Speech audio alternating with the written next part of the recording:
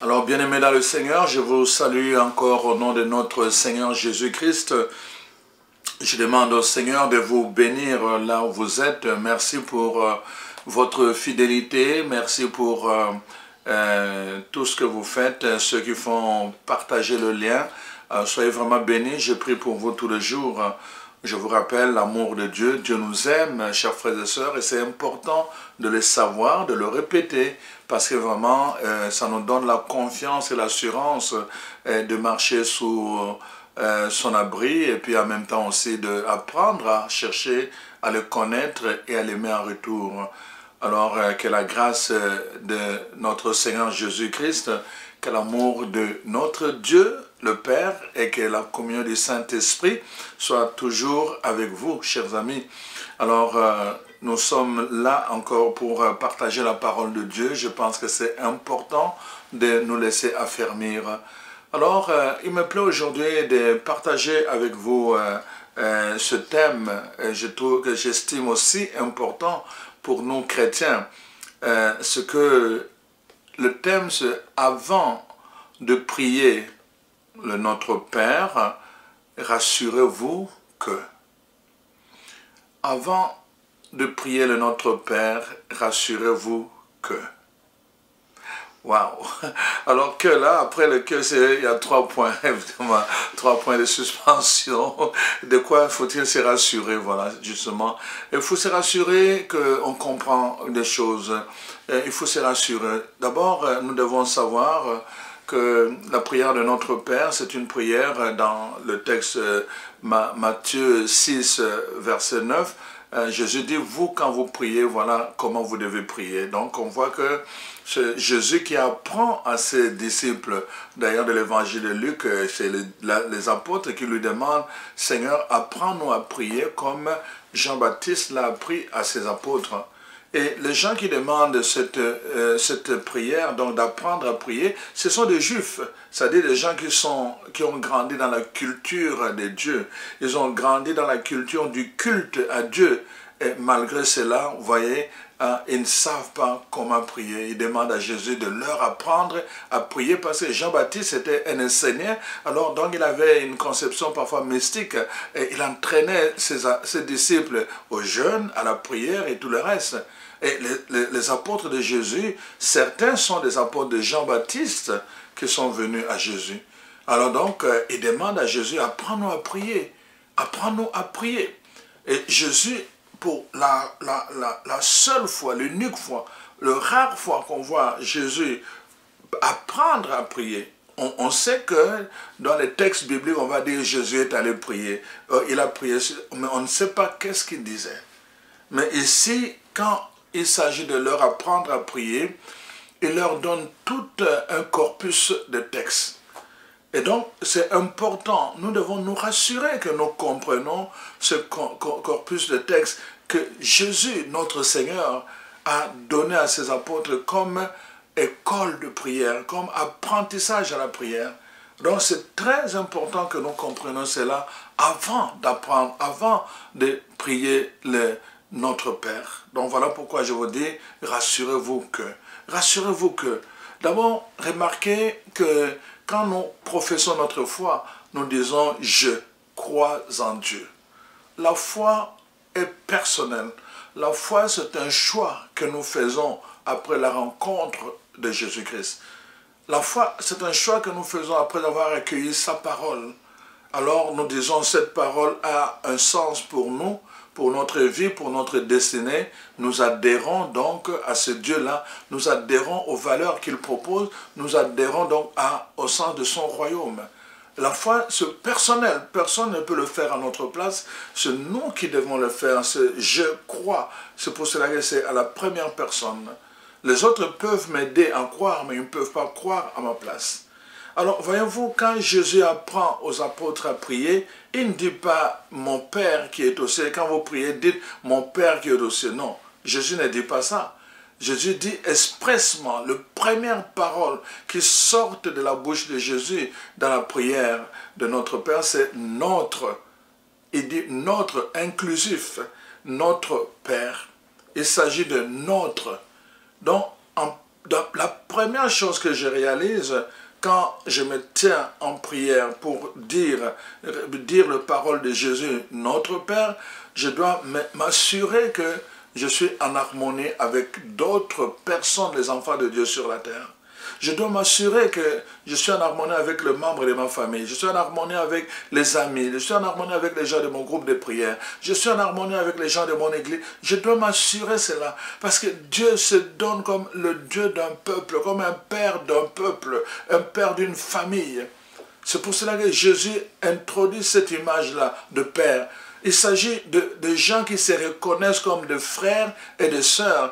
Il s'agit de gens qui accueillent les autres dans son esprit, dans son cœur, comme des frères et des sœurs. On n'est pas isolé, on n'est pas dans une planète de solitude. On est en communion, même si les autres ne sont pas là, mais je dois m'assurer que ma prière n'est pas égoïste. Ma prière me situe déjà en communion avec mes frères et sœurs à travers le monde. C'est pour cela que je dois faire attention à ce qui se passe à travers le monde. Je dois être attentif parce que tout ce qui se passe à travers le monde, à travers ces hommes, ces femmes qui sont en souffrance, qui sont en difficulté, qui crient ou qui demandent des SOS, qui lancent des SOS, tout cela doit venir m'imprégner quand je me présente devant le trône de Dieu. Ça doit venir me toucher, ça doit venir m'interpeller.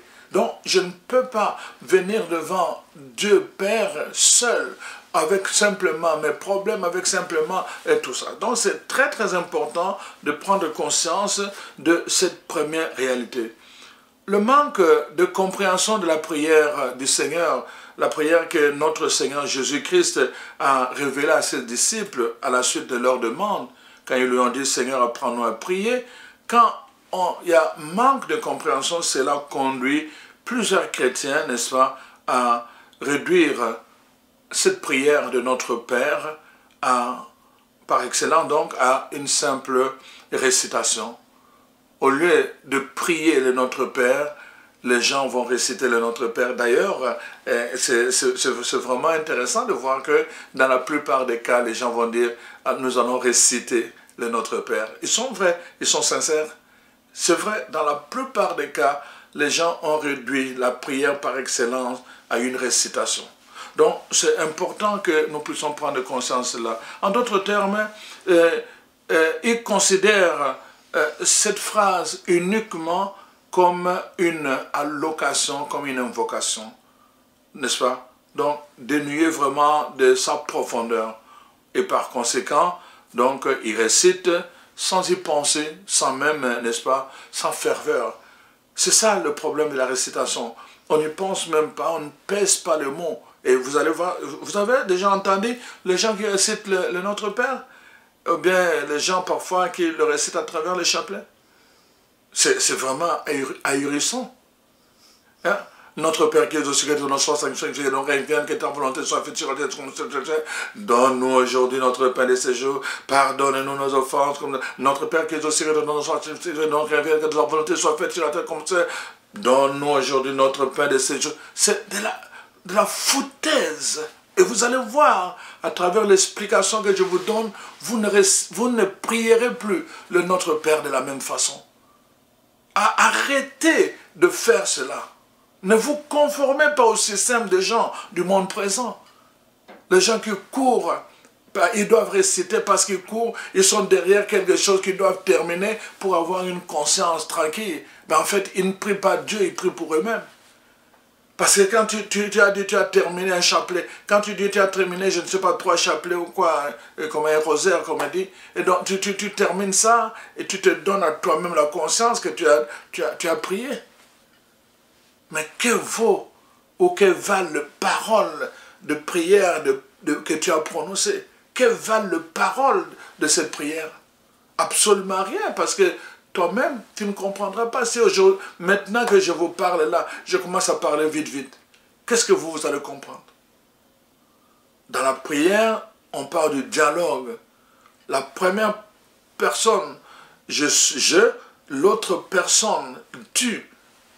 Donc, quand je suis dans la prière, je dialogue avec quelqu'un. C'est important l'articulation de ma prière. D'autant plus que je ne parle pas avec n'importe qui. Je parle avec le Dieu, le Seigneur des Seigneurs, le Roi des Rois, le Créateur de toutes choses, devant qui tout tremble. Les anges dans le ciel s'inclinent devant lui 24 heures sur 24. Et je veux commencer à parler. Non, je ne sais pas que aussi que ton nom soit sacrifié, que ton règne vienne, que ta volonté soit faite sur la terre comme ça. Mais non. Nous devons revenir vraiment à l'éducation de la foi. On ne peut plus continuer comme ça. Chers frères et sœurs, il y a un temps pour tout. Il y a un temps où on priait comme des bébés spirituels. Il y a un temps où on doit prier comme des adultes.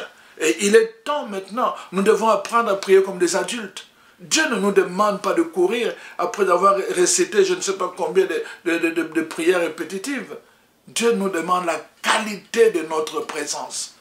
Même si je prie simplement pendant 5 minutes, même si je prie pendant 10 minutes, mais que ça soit une présence de qualité. C'est le plus important devant mon Dieu. Ce n'est pas le nombre de paroles qu'on dit sans y penser, par habitude, sans être habité par ces paroles. Non, c'est très important, chers frères et sœurs. Voilà pourquoi j'ai pensé que nous devons revenir à cette catéchèse sur des choses avec lesquelles nous sommes habitués et revenir maintenant à l'esprit de ces paroles-là. La prière par excellence qui a été donnée par Jésus-Christ lui-même et la seule prière qu'il a apprise à ses apôtres, nous devons la prendre au sérieux, être conscients de ce que nous disons quand nous prions. Voilà pourquoi nous devons sortir de toutes ces affaires de courir. Je ne vous demande pas d'aller réciter « Dis notre Père », mais je vous demande de prier un autre Père. Ça vaut plus que « Dis notre Père » récité. Voilà pourquoi je vous donne cet enseignement. En ce temps-ci, on a besoin de vrais adorateurs, de vrais intercesseurs et de gens qui savent vraiment prier. Qui savent vraiment prier. Donc, c'est très, très important. Donc, la première chose que nous voyons, les premières paroles qui sortent de la bouche de Jésus, quand il apprend à prier à ses apôtres, c'est le changement de nom. Pendant longtemps, nous savons que dans l'Ancien Testament, on appelait Dieu par des positions, par des attributs, par les fonctions, par tout ce que Dieu, les actions qu'il avait accomplies. On va dire Dieu de montagne, n'est-ce pas? Et donc, El Shaddai, on va dire Dieu de guerre, n'est-ce pas? Adonai, on va dire, n'est-ce pas? Elohim, le Seigneur des Seigneurs. On va appeler Dieu comme ça, par toutes sortes de noms. Mais il y a un nom qui lui appartenait, par lequel on ne pouvait pas l'appeler, parce qu'il n'y avait pas de voyelle. L'interdiction de prononcer le nom de Dieu, parce que ce nom-là, vraiment, c'était tellement saint qu'on ne pouvait pas le prononcer de n'importe quelle façon. Alors, les gens utilisaient le contour, le Dieu de montagne, ou bien on va dire Ebenezer, donc le rocher de secours. On va appeler Dieu comme ça, n'est-ce pas?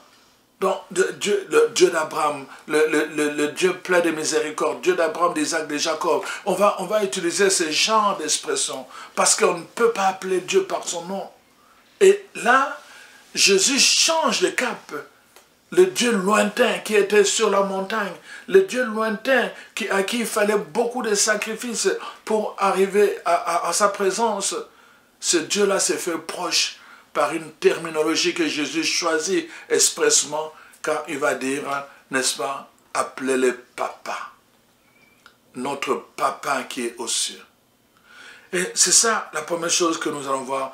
Donc nous voyons vraiment que notre Père, bon, vous voyez ce que notre papa qui est aux cieux. Voilà pourquoi cette phrase est ensemble. Père qui est aux cieux. Ensemble, pourquoi? Parce que ça détermine en même temps la nature de Dieu, donc le nom de Dieu, papa, qui change, mais en même temps sa position, et il est encore aux cieux. Ça inspire la crainte. On ne peut pas tomber dans la familiarité avec Dieu. On ne peut pas tomber dans la familiarité avec Dieu. Dieu reste Dieu. Cette distance, en même temps, pour que ça puisse inspirer la crainte.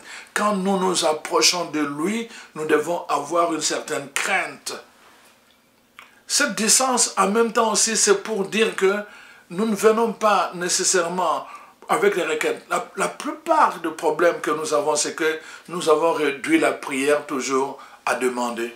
On pense qu'il faut toujours aller demander. Mais quand nous disons le papa qui est aux cieux, ce n'est pas pour aller demander, mais c'est pour venir l'adorer, c'est pour venir communiquer avec lui, entrer en communion avec lui, c'est pour venir le louer, c'est pour venir lui rendre grâce pour tout ce qu'il est, tout ce qu'il fait. Le papa qui est aux cieux, n'est-ce pas? Donc c'est très très important. Nous ne devons pas simplement venir pour attendre quelque chose de lui. Comme dit le roi David, nous venons rechercher sa face. Parce qu'il est aux cieux, nous voulons trouver sa face. Nous venons rechercher sa face quand nous venons devant son trône. C'est très très important de prendre conscience de cela, qu'il y a une crainte que nous devons avoir dans notre cœur quand nous nous approchons de lui. Il ne s'agit pas de n'importe qui. C'est un papa, mais en même temps qui garde une distance. Parce qu'il est saint. Ça doit inspirer en nous la crainte. Donc on ne peut pas commencer comme ça. Notre Père qui est aux cieux, que ton nom soit. Non. La crainte entraîne le respect. Le respect, chers frères et sœurs.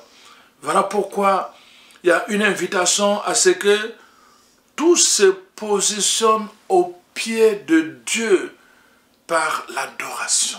Il est au ciel, parce que tout doit être en dessous de lui. La position de Dieu nous invite à l'adoration. Tout doit se mettre au pied de Dieu par l'acte d'adoration.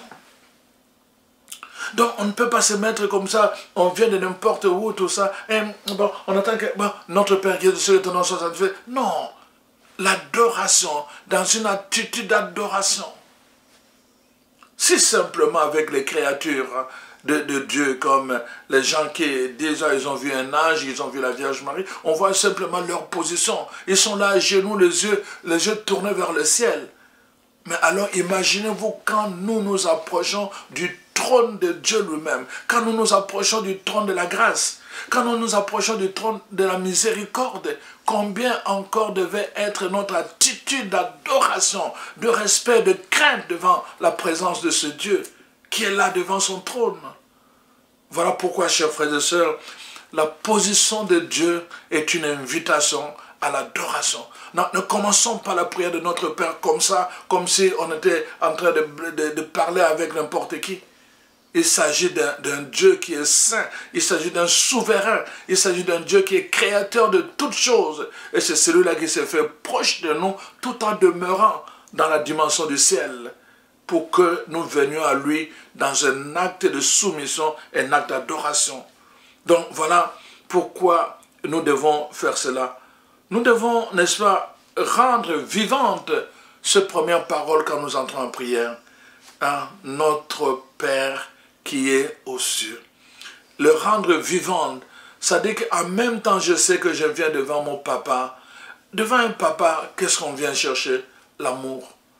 Simplement par amour. On vient par amour. On ne vient pas par peur. On vient par amour. Mais devant un papa, et aussi le papa attend de nous le respect. C'est notre papa, ce n'est pas notre ami. Même si le papa s'abaisse parfois à nous parler des choses de la vie, des choses qui entrent en intimité, mais nous ne devons pas confondre cela. Il reste le papa. Notre maman reste notre maman. Même s'il devient proche de nous, il nous partage des choses, même si elle reste notre maman. Il y a toujours une distance ontologique entre maman et les enfants, quelle que soit l'intimité de leur relation. Et à fortiori avec Dieu, voyez-vous, nous devons rendre vivante, n'est-ce pas, cette première parole quand nous nous approchons du trône de Dieu.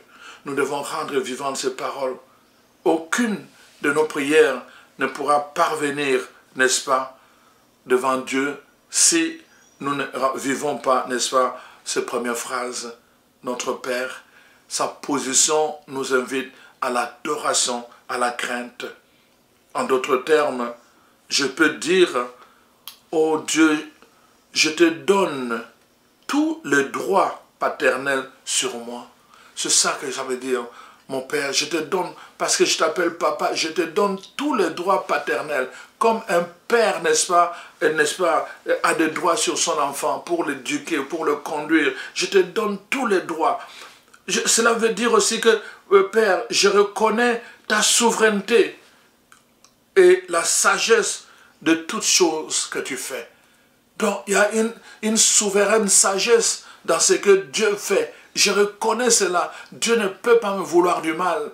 Et je reconnais, je m'incline devant cette sagesse, cette souveraine.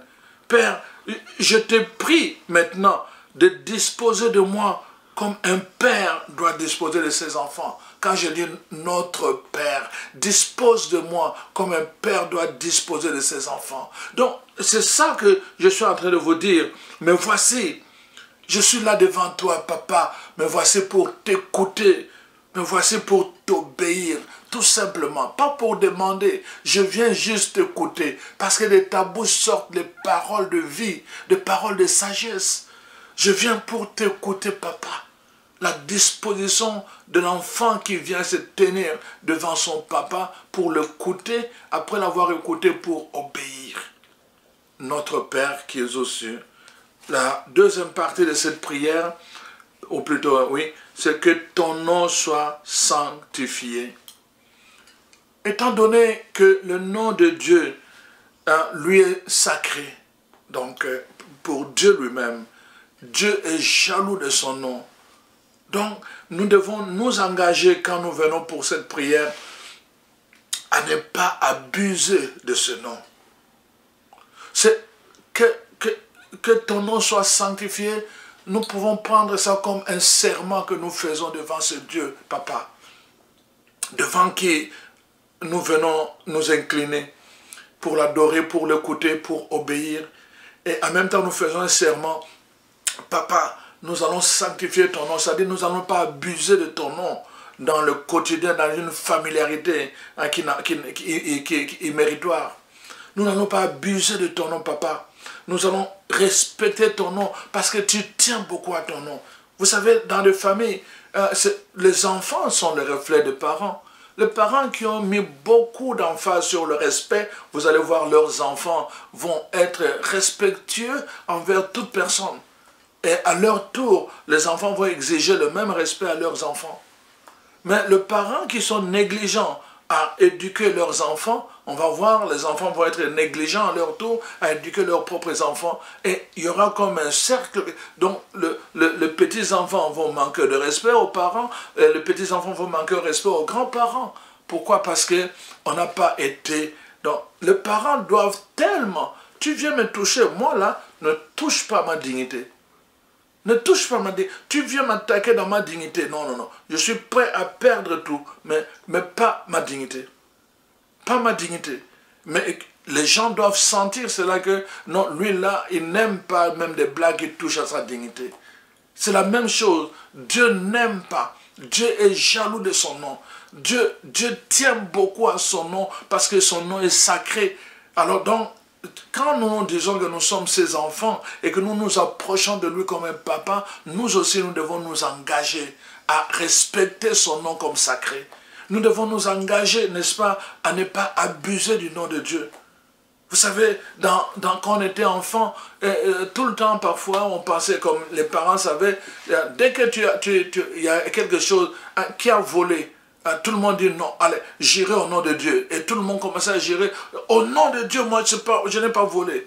Même celui qui avait volé, j'irai au nom de Dieu. Parce qu'on savait que si on gérait au nom de Dieu, donc on allait nous croire. Et les enfants, enfants qu'on était, on gérait au nom de Dieu. Voyez-vous, aucune crainte de ce nom. On est arrivé à blasphémer le nom de Dieu. On est arrivé, on blague avec le nom de Dieu de n'importe quelle façon dans notre génération d'aujourd'hui, dans notre civilisation aujourd'hui. Et si les chrétiens eux-mêmes n'arrivent pas à dire au monde que ne touchez pas à notre Dieu, regardez les musulmans. Regardez les musulmans, tu vas toucher à leur Dieu, mais pas à Dieu, à leur Allah, mais touche simplement à leur prophète. Touche simplement au prophète des musulmans, Mahomet. Mais tu risques la vie, tu risques la mort. Imaginez-vous, les gens savent. Dans beaucoup de pays, beaucoup de gouvernements, les gens vont avoir peur. Dès que vous touchez à Mahomet, le gouvernement va s'impliquer parce qu'ils savent que ça va créer la violence. Mais quand il s'agit de notre Dieu, nous les chrétiens, on est là, notre Père, je sais que ton nom soit sanctifié. On sanctifie quoi? Voilà pourquoi, chers frères et sœurs, ne jouons plus ce jeu-là de mots. Nous devons rendre ces mots vivants. Nous devons rendre ces paroles vivantes dans notre prière. Donc, nous devons nous engager comme un serment de fidélité à ne plus abuser du nom de Dieu. Voilà, chers frères et sœurs. La troisième phrase, c'est que ton règne vienne. Alors, ici, c'est important, c'est une déclaration. Je vous ai dit d'abord, premièrement, positionnement devant Dieu pour l'adoration. Nous nous inclinons devant le trône de Dieu. Deuxièmement, je vous ai dit, nous faisons, n'est-ce pas, comme un serment pour sanctifier le nom de Dieu, respecter le nom de Dieu en toutes circonstances. Et troisièmement, je vous dis que ton règne vienne. C'est une déclaration que nous faisons. C'est une déclaration, c'est en fait une façon de déclarer que nous sommes prêts à ce que, grâce à nous, n'est-ce pas, que cela devienne sur la terre comme il en est dans le ciel, dans le royaume de Dieu. Grâce à nous. En d'autres termes, ce vouloir agir sur terre de sorte que le règne parfait de Dieu puisse s'étendre jusqu'ici. En d'autres termes, c'est préparer le chemin. Nous préparons le terrain de sorte que ce règne puisse vraiment commencer à se manifester ici sur la terre, comme ça se vit dans le ciel. Et ce terrain, c'est à travers les valeurs du royaume. L'amour, n'est-ce pas? La paix, la justice. Chaque fois que nous nous faisons artisans de paix, quand nous défendons la justice pour ceux qui sont condamnés injustement, quand nous travaillons pour de valeurs qui touchent l'amour sans frontières, chaque fois que nous faisons cela, nous, ici sur la terre, nous préparons le terrain pour que le règne de Dieu commence à s'étendre jusqu'à nous. Voyez-vous? C'était une déclaration, mais en même temps un engagement que nous prenons devant Dieu, que ton règne vienne. Les gens ont besoin de voir ce règne, d'abord dans notre vie. Ils ont besoin de voir ce règne toucher notre langage, notre façon, n'est-ce pas, de parler doit refléter que nous avons changé de royaume. Les gens ont besoin de voir cela, chers frères et sœurs, pour venir à Dieu et pour accepter Dieu. Voilà pourquoi nous avons besoin de préparer le chemin. C'est très important pour que les gens viennent à Dieu. Alors, que ta volonté soit faite. Nous demandons cette volonté sur la terre comme au ciel. Pourquoi? Parce que, en fait, parce que le bien ne peut naître que par l'accomplissement, n'est-ce pas, de la volonté de Dieu. C'est quand nous obéissons à la pensée de Dieu, à la volonté de Dieu, que nous allons produire le bien. Chaque fois que nous marchons en rébellion contre Dieu, nous produisons la violence, le mal et tout le péché. Mais quand nous sommes avec Dieu, nous marchons avec lui, alors nous arrivons à produire le bien. C'est pour cela que nous devons tout le temps rechercher cette volonté divine. La volonté divine, la divine volonté, c'est vraiment rechercher, est-ce que ce que je fais est conforme à ce que Dieu veut? Est-ce que ça plaît à Dieu? Et ça favorise, ça fait la promotion du royaume de Dieu autour de moi. Alors nous voyons, cinquièmement, donne-nous le pain dont nous avons besoin aujourd'hui, le pain quotidien. Voyez-vous? Le pain quotidien. Voyez-vous maintenant, la première partie de notre Père est tournée vers Dieu. Donc, vous voyez, le Père qui est aux cieux, que le nom de Dieu, le règne de Dieu, la volonté de Dieu, ça c'est la première partie tournée vers Dieu. Quand j'arrive à réaliser cette adoration devant Dieu, quand j'arrive, n'est-ce pas, à travailler pour que le règne de Dieu vienne ici sur la terre, et quand j'arrive, n'est-ce pas, à m'aligner à la volonté de Dieu pour que puisse naître le bien autour de moi, quand je fais toutes ces choses-là, que je me suis disposé, n'est-ce pas, à le réaliser, alors maintenant, je peux demander donc la bénédiction, que la bénédiction de Dieu puisse descendre sur la terre. Quand j'aurai accompli tout ce que j'ai promis d'être, alors Dieu peut maintenant déposer sa bénédiction sur mes activités terrestres, de sorte à nourrir, à me donner. Mes activités vont produire ce dont j'ai besoin pour nourrir mon corps, mon âme et mon esprit. Le pain du corps, le pain de l'âme et le pain de l'esprit. Mais vous voyez, cette deuxième partie, ça c'est la deuxième partie. Le pain ne vient que comme une bénédiction de quelqu'un qui s'est engagé à adorer Dieu, quelqu'un qui s'est engagé, n'est-ce pas, à travailler pour le règne de Dieu, quelqu'un qui s'est engagé à rechercher la volonté de Dieu, alors Dieu dépose sa bénédiction dans tout ce que cette personne travaille, et alors ça produit le pain pour son corps, son âme et son esprit. Nous nous précipitons souvent à aller demander le pain, mais nous oublions que nous devons d'abord nous aligner dans la première partie de cette prière. Et alors, nous continuons en disant, pardonne-nous nos offenses. Pourquoi nous devons demander ce pardon? C'est parce que l'âme qui a la pureté, le pardon donne la pureté du cœur. Et quand nous avons la pureté du cœur, Dieu peut facilement se servir de nous. Dieu peut facilement déposer en nous ces bénédictions, ces grâces, ce bienfait, parce que notre âme est pure. Dieu peut l'utiliser, il peut passer par notre âme qui est pure, parce que Dieu est saint, pour toucher d'autres personnes. Par le pardon, nous nous disposons toujours à demeurer dans la position d'adoration. Nous ne pouvons pas nous approcher du trône de la grâce quand nous avons des rancunes, quand nous avons des choses qui restent dans notre cœur. C'est pour cela que Dieu lui-même dit, Jésus nous apprend que nous devons aussi prendre soin de notre cœur, la qualité de notre cœur. Et le pardon, c'est une voie pour purifier le cœur. Pardonne-nous, mais aussi apprends-nous à pardonner ceux qui nous ont offensés. Comme nous pardonnons, nous devons demander que Dieu nous apprenne à pardonner ceux qui nous ont offensés avant de demander pardon à Dieu. Voyez-vous, il y a une conséquence. Dieu nous met dans la disposition des autres. Je vous ai dit au début, c'est pour cela que nous disons notre Père. Nous devons avoir l'assurance que nous sommes en bon rapport avec les autres. Pardonne-nous. Comme nous pardonnons, c'est-à-dire comme nous pardonnons précède le pardon que nous demandons à Dieu. Nous devons nous assurer que nous avons fait le pardon, que nous avons fait le ménage dans nos relations.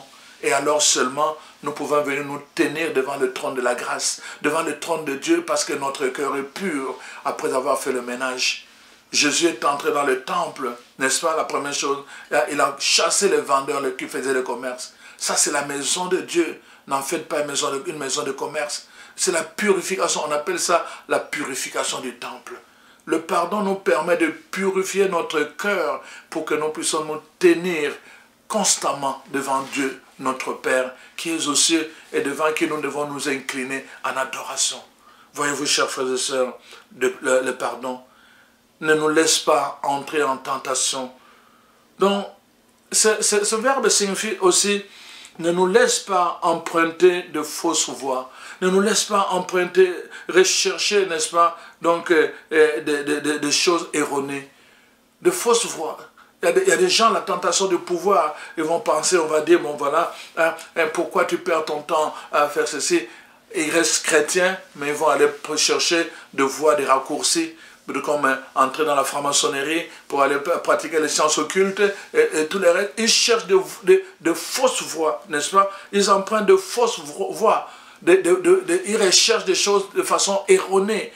C'est ça aussi. Ne nous laisse pas dans cette tentation-là de ne pas utiliser le chemin que toi, Dieu, tu as préparé pour nous. De ne pas utiliser le chemin que toi, Père, tu as tracé pour nous. Nous allons chercher nos propres chemins. C'est ça, la grande tentation, c'est de chercher nos propres chemins et de ne pas obéir, de ne pas suivre le chemin de Dieu. Voilà ce que la parole de Dieu nous dit mais délivre-nous, délivre-nous du mal. Délivre-nous du mal. En tout, d'abord, deux mouvements dans ce verbe, délivre-nous du mal. Premièrement, ça signifie que, ça suppose d'abord que laisse-nous reconnaître le mal en nous. Pour que Dieu nous délivre du mal, nous devons d'abord reconnaître ce mal. Laisse-nous reconnaître ce qui fait mal dans notre vie. Laisse-nous reconnaître ce qui fait mal dans notre relation avec toi. Laisse-nous reconnaître ce qui fait mal dans notre relation avec les autres. Laisse-nous reconnaître ce qui fait mal dans notre vie personnelle. Laisse-nous reconnaître ce qui fait mal. Et alors, quand nous l'aurons reconnu, viens nous délivrer. Viens nous délivrer de ce mal pour que nous soyons toujours disposés à nous tenir avec un cœur purifié devant ton trône de grâce. Voyez-vous, chers frères et sœurs, il y a la reconnaissance. Fais-nous reconnaître le mal et délivre-nous du mal que nous aurons reconnu. Voilà ce que ça signifie. Et on termine tout le temps en disant, car c'est à toi qu'appartiennent le règne, la puissance et la gloire. En d'autres termes, quand nous nous sommes alignés dans tout ce que je viens d'énumérer, donc brièvement, alors nous pouvons maintenant professer. C'est une profession de l'âme qui est en sécurité. Je reconnais à toi la puissance, la gloire. Donc quand je me tiens devant le Père à qui appartient la puissance, la gloire, à toi appartient la puissance, la gloire, l'honneur, tout ça. Donc tout cela, donc je sais maintenant que je suis en sécurité. Celui qui se met sous l'abri du Très-Haut, celui-là peut dire le Seigneur mon refuge. Il n'aura plus rien à craindre des terreurs de la nuit, ni de la flèche qui vole au grand jour. Il est en sécurité. Pourquoi? Parce qu'il est devant le trône de quelqu'un à qui appartient toute la gloire. Toute la gloire, chers frères et sœurs. Donc, c'est une... Parce que, n'est-ce pas, nous reposons sur la toute-puissance de Dieu, nous pouvons nous dire maintenant en sécurité, voilà, car c'est à toi qu'appartiennent la puissance, la gloire, éternellement. Nous pouvons nous reposer sur la toute-puissance de Dieu quand nous l'avons accepté comme Père, quand nous avons sanctifié son nom. Nous apprenons à sanctifier son nom, quand nous recherchons et travaillons pour son royaume, quand nous obéissons et recherchons sa volonté sur la terre ici, comme ça se fait dans le ciel. Quand nous refusons, quand nous prenons le chemin, n'est-ce pas, d'accueillir sa bénédiction à travers ce qui produit le pain pour notre corps, notre âme et notre esprit, et quand nous purifions notre cœur par le pardon que nous donnons aux autres avant de venir recevoir le pardon de Dieu, quand nous reconnaissons le mal en nous et que nous permettons à Dieu de venir nous délivrer de ce mal, alors nous pouvons marcher dans l'assurance que nous sommes sous la protection de la toute-puissance de Dieu, car c'est à lui qu'appartiennent les règnes, c'est à lui qu'appartiennent la puissance et la gloire pour les siècles des siècles. Alors, chers frères et sœurs, je termine avec ça. Je voulais juste attirer votre attention là-dessus pour vous inviter à ne plus prier le Notre Père de la même façon, à ne plus réciter cette prière, et cette prière vraiment, comment je veux dire, excellente que le Seigneur Jésus nous a apprise à travers les apôtres. Nous devons mettre tout notre cœur, nous devons vivifier toutes les paroles que Jésus a déposées dans cette prière, parce que ce n'est pas par hasard. Il y a un ordre pour que justement nous puissions, quand nous avons prié le Père, que notre prière soit agréée, que notre prière soit acceptée. Il y a cet ordre-là que Jésus a voulu mettre dans cette prière, mais derrière l'ordre, il y a un esprit. Alors ne prions plus par habitude en récitant le Notre Père, mais soyons habités par ces paroles que je viens de vous expliquer. Que l'Esprit Saint lui-même achève en vous son travail, son œuvre, pour que vraiment, étant enfant de Dieu par le baptême, que vous appreniez à découvrir la face de Dieu, à le respecter, à l'adorer convenablement, et que votre prière puisse refléter, que ça reflète vraiment le respect que vous donnez à ce Dieu Père que Jésus est venu nous révéler. Amen. Soyez bénis, chers frères et sœurs, et on se voit prochainement. Merci.